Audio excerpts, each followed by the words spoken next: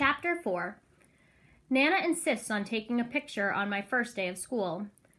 "Why are you doing this to me?" I ask, refusing to smile. "It's only a picture." She holds up her cell phone.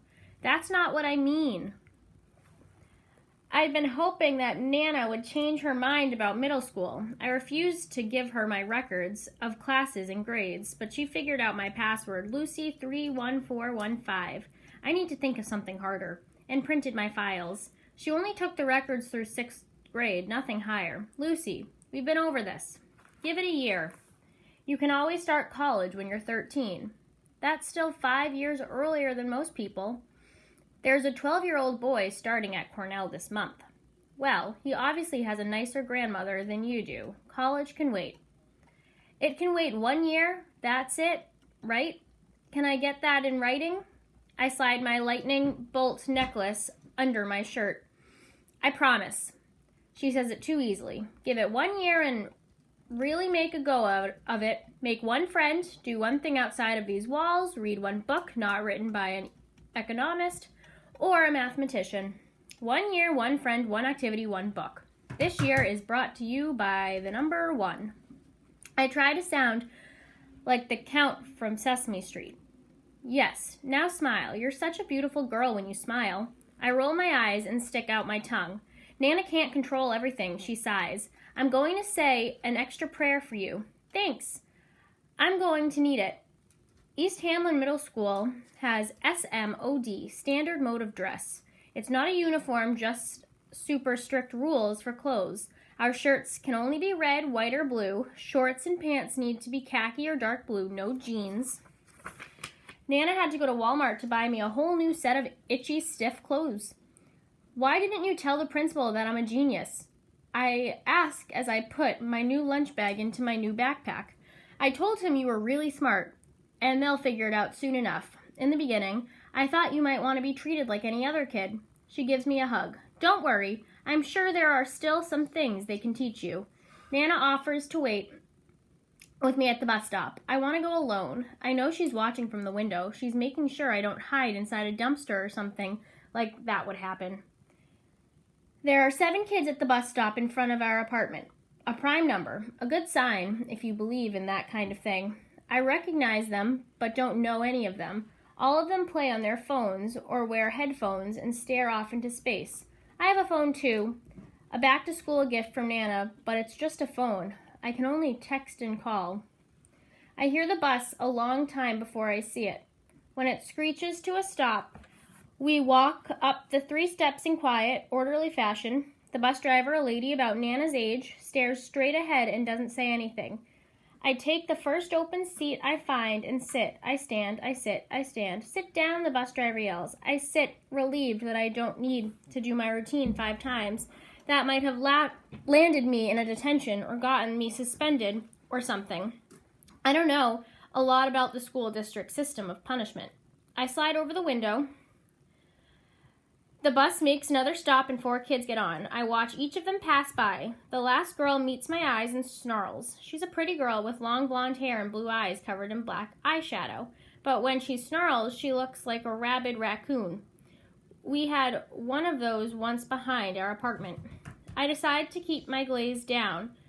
Tomorrow, I'll bring a book or something, maybe a Sudoku puzzle.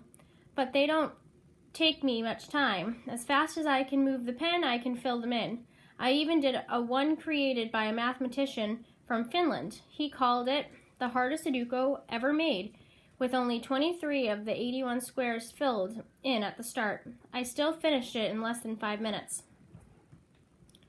Everything changes at the 4th stop when a girl falls into the seat next to me. She falls partly on me, too. I push her off as politely as I can.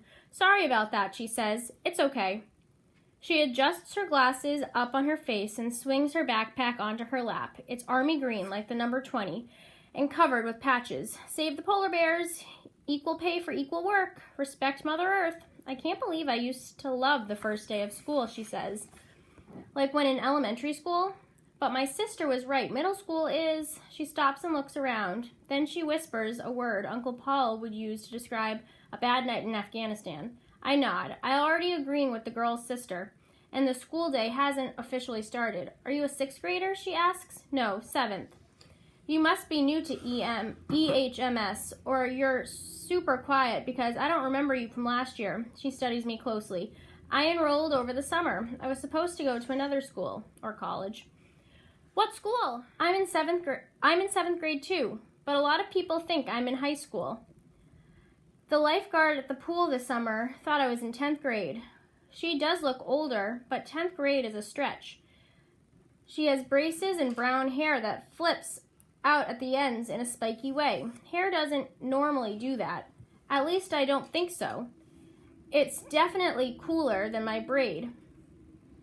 She has a cluster of pimples across her white forehead that are covered in makeup. She smells like vanilla perfume and wears shiny pink lip gloss. What's your name? She asks. What's your name? I ask back. Okay, that's weird. She dramatically lifts her eyebrows. Sorry, I'm Lucy. I'm Wendy. Not Wendy, but Windy. With an I. Then she blows in my face. I try not to breathe.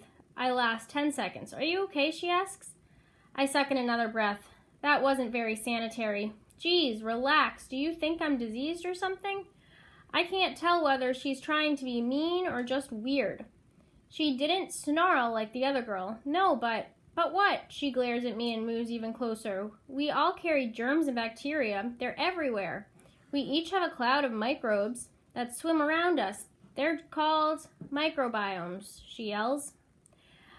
I did my science fair experiment last year on microbiomes.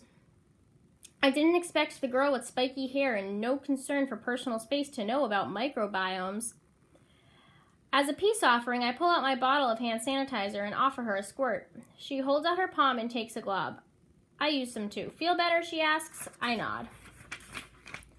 Did you know malaria kills 1 child every 30 seconds somewhere in the world? She raises her eyebrows again. Malaria is something to be afraid of, not microbiomes. That would be 1,051,200 dead children a year. Last year, I helped raise enough money to send 120 mosquito nets to a village in Ghana, she brags. Wow! I don't tell her that she only helped 0.01% of the possible malaria victims. Math can be cruel sometimes. Who do you have for homeroom? She asks, suddenly changing topics. Room 213. I remember the room number before the teacher's name. Mr. Stoker? Me too. We're on the same team. That's cool. The bus parks in front of the school before Wendy can ask anything else. When the doors open, she pushes into the aisle and disappears. I can't make my way out, at least not without touching anyone. I got off the bus last. Wendy's gone and I'm alone with hundreds of strangers. Someone knocks into me and I bump into a kid whose microbiome is 90% body spray. Watch it! He throws his elbow to make space. I take a breath and realize that hiding in the dumpster would have been a better way to spend the day.